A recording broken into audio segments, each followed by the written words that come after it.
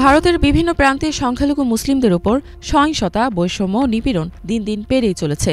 এ নিয়ে সম্প্রতি ঢাকা থেকে ভারতের সংখ্যালঘুদের পূর্ণ নিরাপত্তা নিশ্চিত করার আহ্বান জানানো হলে ভারতের পররাষ্ট্র মন্ত্রণালয় এক বিবৃতিতে মুখপাত্র রণধীর জয়সওয়ালের বরাতে জানায় যে পশ্চিমবঙ্গের ঘটনায় বাংলাদেশের পক্ষ থেকে করা মন্তব্য ভারত প্রত্যাখ্যান করছে। অনেকের মতে ভারতের এমন জবাব দেখে মনে হচ্ছে তারা যেন কাউকেই তোয়াক্কা করে না, এমনকি তারা কোনো অপরাধ করলেও তার কোনো জবাবদিহি নেই, ঠিক যেন তারা এই অঞ্চলের আরেক ইসরায়েল।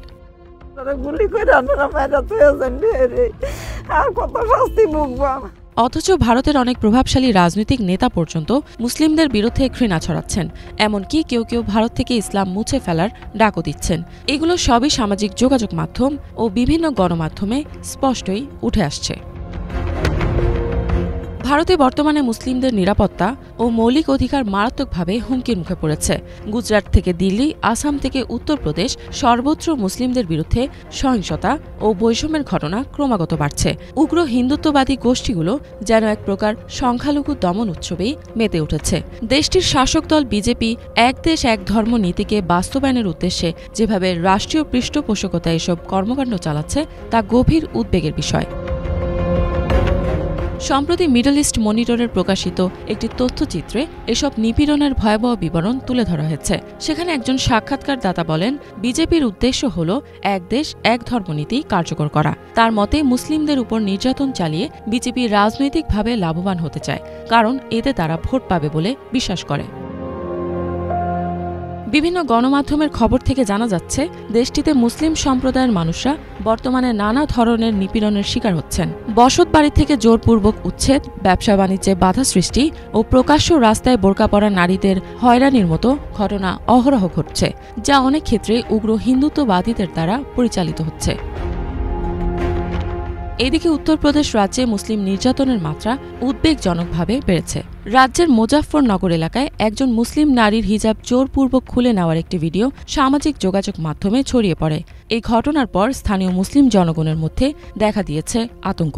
ভারতের বিভিন্ন অঞ্চলে মুসলিমদের উপর প্রকাশ্যে হামলার বেশ কিছু ভিডিও সোশ্যাল মিডিয়ায় উঠে আসছে, যা নেটিজেনদের মধ্যে তীব্র উদ্বেগ সৃষ্টি করেছে। মিডল ইস্ট মনিটরের তথ্যচিত্রে দেখানো হয় আসামের মুখ্যমন্ত্রী হেমন্ত বিশ্ব শর্মা তথাকথিত ক্র্যাকডাউনের নামে মুসলিম জনগোষ্ঠীর উপর দমনপীড়ন চালাচ্ছেন। কট্টর হিন্দুত্ববাদী দর্শনের অনুসরণে তার দল পরিকল্পিতভাবে মুসলিমদের লক্ষ্যবস্তুতে পরিণত করেছে। ব্যাপক হারে তাদের আটক করা হচ্ছে, মসজিদ, মাদ্রাসা ও বাড়িঘর ধ্বংস করা হচ্ছে, বহু মানুষকে কারাগারে আটকে রাখা হয়েছে। বন্দীদের সঙ্গে অমানবিক আচরণ এখন যেন এক স্বাভাবিক ঘটনায় পরিণত হয়েছে। পাশাপাশি ভারতের আরেক রাজ্য উত্তরাখণ্ডে ১৭০টিরও বেশি মাদ্রাসা বন্ধ করে দেওয়া হয়েছে। এদিকে উত্তরপ্রদেশের ফররুখবাদ জেলায় ১৬ এপ্রিল মোহাম্মদ রেহান ও প্রগতি নামের ভিন্ন ধর্মের এক যুগল জেলা কোর্টে তাদের বিয়ে নিবন্ধন করতে যাওয়ার সময় কিছু উগ্রবাদী হিন্দুরা তাদের ঘিরে শারীরিকভাবে আক্রমণ করে। এ সময় ওই নারী বোরকা পরেছিলেন, যা হামলাকারীদের আরও ক্ষিপ্ত করে তোলে। তারা রেহানকে বাইক থেকে টেনে নামিয়ে তাকে মারধর করতে শুরু করে। ভারতে মুসলিমদের বিরুদ্ধে রাষ্ট্রীয় মদতে চলমান নিপীড়নের অংশ হিসেবে ভেঙে ফেলা হচ্ছে বহু পুরনো মসজিদ।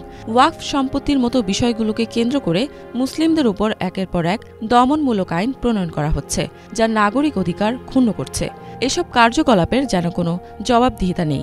তবে এসব ঘটনার প্রতিবাদে সামাজিক যোগাযোগ মাধ্যমে সাধারণ মানুষ সোচ্চার হয়েছেন, পাশাপাশি ঘরে বাইরে প্রতিবাদেও অংশ নিয়েছেন। ইফাত জাহান, বাংলা ভিশন।